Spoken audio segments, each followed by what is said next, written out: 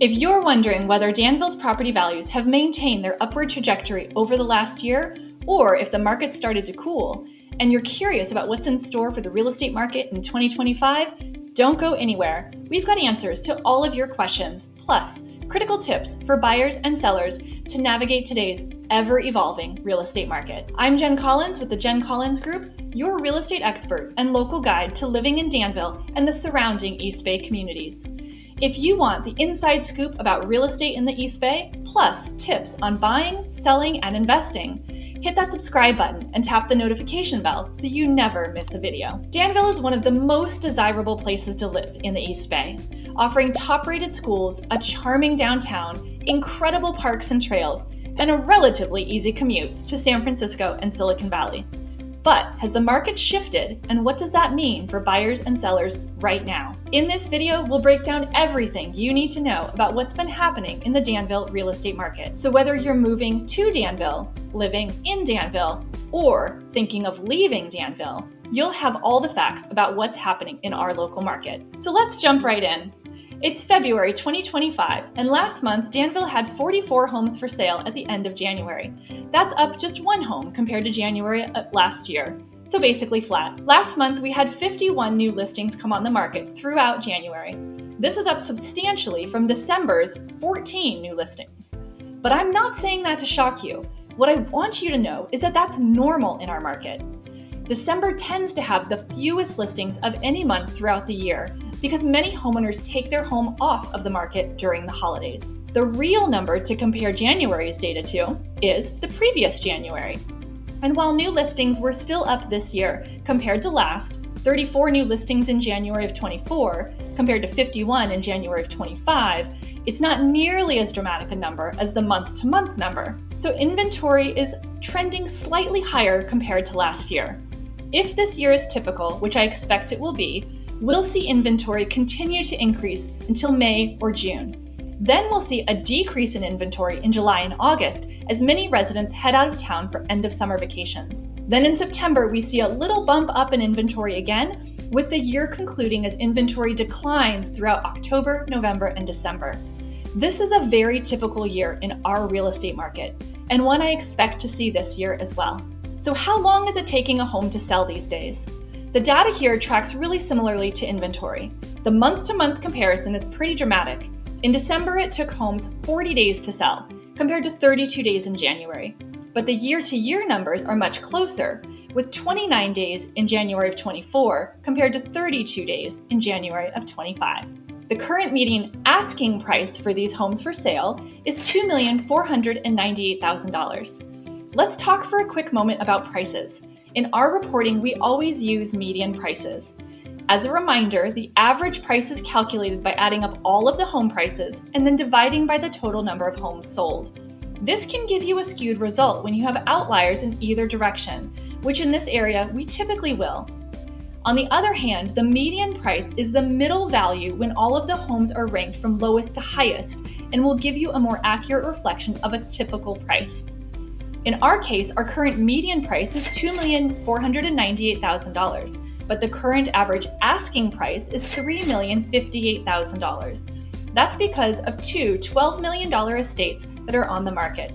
Don't worry, we'll take a look at those in just a moment. The lowest priced single-family home in Danville for sale right now is this 3-bedroom, 2-bath, 1,932 square foot home, priced at $1,399,000. It's been on the market for 35 days. On the other end of the spectrum, we have two estates which are the highest priced homes right now. A 10,000 square foot, 6-bedroom home in Blackhawk that will be coming on the market soon and is priced at $12,300,000. And this equestrian estate off Camino Tasajara with a 4,300 square foot home that's also priced at $12 million. We currently have 35 homes that are pending. Last month, we had 21 homes that sold. The median sales price in January was $1,940,000. That's a fairly large gap between the median sales price and the current median asking price, over $500,000. Are buyers going to step up and bridge that gap, drawing sales prices higher? Or will sellers have to reduce their asking prices and get a little more realistic about where the market is today? Stick around because we're going to dig into that question a bit more later. The median sales price in January of 24 was $1,964,000. So overall home prices in Danville are down just 1% compared to last year. Given the demand that we're already seeing in the market this year, I expect our median price to increase again as we enter the spring selling season. In the luxury market in Danville, we had one home sell in January for $5,680,000. It sold for all cash and was this 4-bedroom, 4,100 square foot home with stunning views on a private 9 acres. It was on the market for 70 days. On the other side of the spectrum, the lowest price home for sale in Danville in January was this 3-bedroom, almost 1,900 square foot home in Blackhawk. It sold for just over $1,700,000 in 22 days.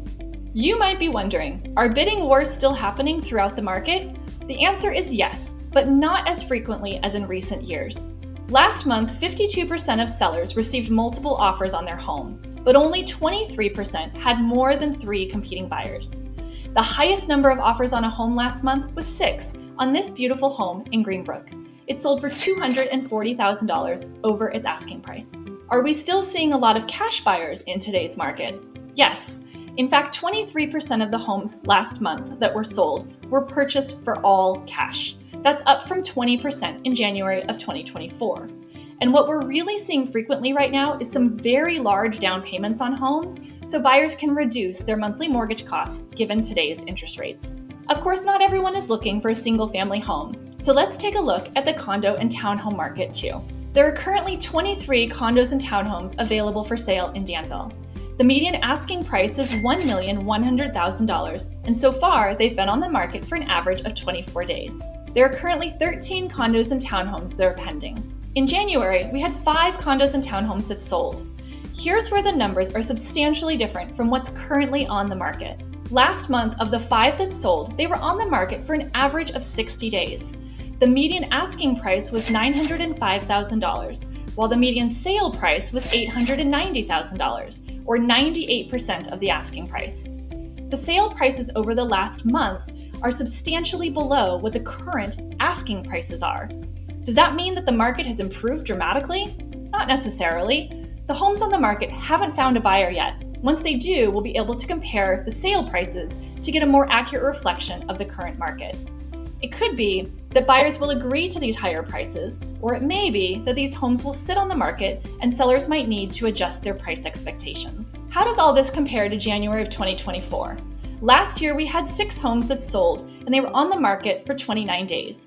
The median asking price for these condos and townhomes was $1,186,000, and the median sale price for the condos and townhomes were $1,165,000. So again, 98% of the asking price. So in the condo and townhome market, prices have declined 24% since last year at this time, and how long it takes for a condo or townhome to sell has doubled. I expect that we'll see some of the homes currently on the market either sit for a while or reduce their prices to attract buyers. The condo and townhome market is quite a bit cooler than the single-family home market. One reason for this may be that condos and townhomes tend to be an entry point for buyers into this market. To demonstrate buyers' hesitancy in this category, let's take the example of a median-priced condo or townhome in this market. If a buyer buys it for $1,100,000, our current median asking price, and puts 20% down, their mortgage costs, given today's interest rates of almost 7%, will be close to $5,800 a month. That doesn't include taxes, HOA fees, and insurance. Buyers in this category are much more price sensitive, and the current interest rate environment is having a bigger impact on them than on most single-family home buyers. I promised you my top tips for buyers and sellers this year, and you've stuck around long enough to find out what they are. For buyers, if you've been sitting on the fence waiting for rates to come down, don't. Consider the reasons that you thought about buying a home in the first place. If they're still valid, and if you can afford a home at today's interest rates, get off the fence and buy one. When rates eventually come down, you'll likely be able to refinance at the lower rate. You won't be competing with all of the other buyers who stayed on the fence and are bidding prices up, and you'll have enjoyed the time getting settled into your new home. My guess is if you've been waiting to buy a home for the last few years, you probably wish that you bought back then, and you don't want to find yourself in the same position a few years in the future, wishing that you bought today. With inventory expected to come on the market in the coming months, you may have a little more negotiating power, especially if the house that you love needs a little work. Higher interest rates remain a factor for buyers, and we aren't expecting them to change dramatically anytime soon. If you can negotiate a rate buy-down with a seller or increase your down payment, that could help lower your monthly mortgage costs. Be sure to check out homes that have been sitting on the market for longer than average. Sellers might be considering a price adjustment, which means you might be able to snap up a home before they lower the price and before you're competing with other buyers. Be sure to investigate the full cost of home ownership, not just mortgage and interest rates, but what will your property taxes be and how much will your homeowner's insurance cost? The ability to get homeowner's insurance right now throughout California is a huge challenge and can be extremely costly. You don't want to get almost all the way to the finish line to find out that you can't afford the insurance on the home that you fell in love with. My secret tip for buyers right now: ask your agent what their plan is to help you find off-market properties. We keep a database of homes that we know will be coming on the market soon, and we share those with our clients. We also work proactively with our clients to identify neighborhoods they're most interested in, and then actively reach out to potential sellers whose homes match our clients' criteria. That way, you might be able to write an offer on a home before it hits the market and before you're competing with all the other buyers who want that same home. For sellers navigating this current market, pricing is so important right now. Homes that are priced just slightly below the market are still selling quickly, sometimes with multiple offers and sometimes still well over the asking price. The hardest homes to sell right now are those in the middle range.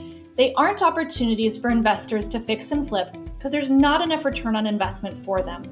But they need more substantial work, like a new kitchen or bathrooms, and that can be off-putting to some buyers.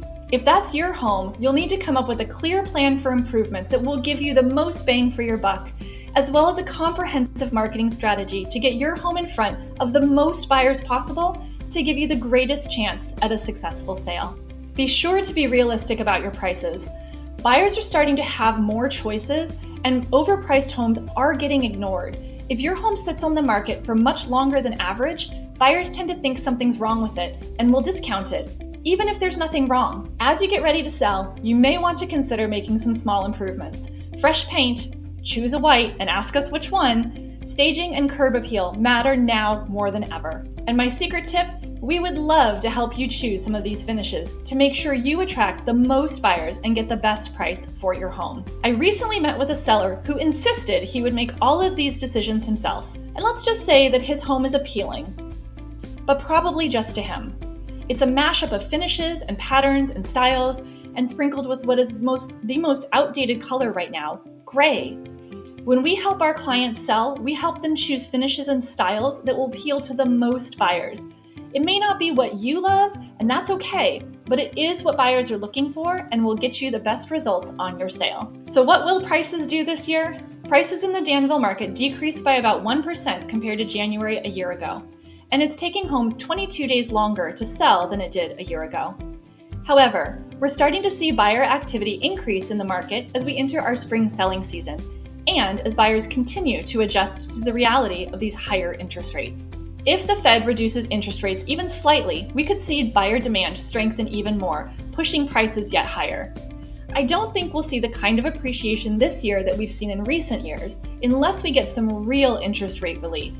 So if you've been thinking of selling, you might not want to put your plans on hold for very much longer. I hope this episode has helped you understand what's really happening in the Danville real estate market. If you're thinking about buying or selling anywhere in Danville in 2025, now more than ever, your strategy matters. I'd love to hear what you think about what's happening in the Danville market. Do you think the market's headed for a crash, or will the prices and demand remain steady? And if you're thinking of making a move in Danville or the surrounding areas and want to talk about how the market could affect your plans, please reach out. I'm always here to help. If you found this video helpful, please hit that like button, subscribe for more market updates, buyer and seller tips, and information about living in Danville. Thanks so much for watching. I'm Jenn Collins, your local guide and real estate expert here in Danville. We're here to help you find a home and a community you love.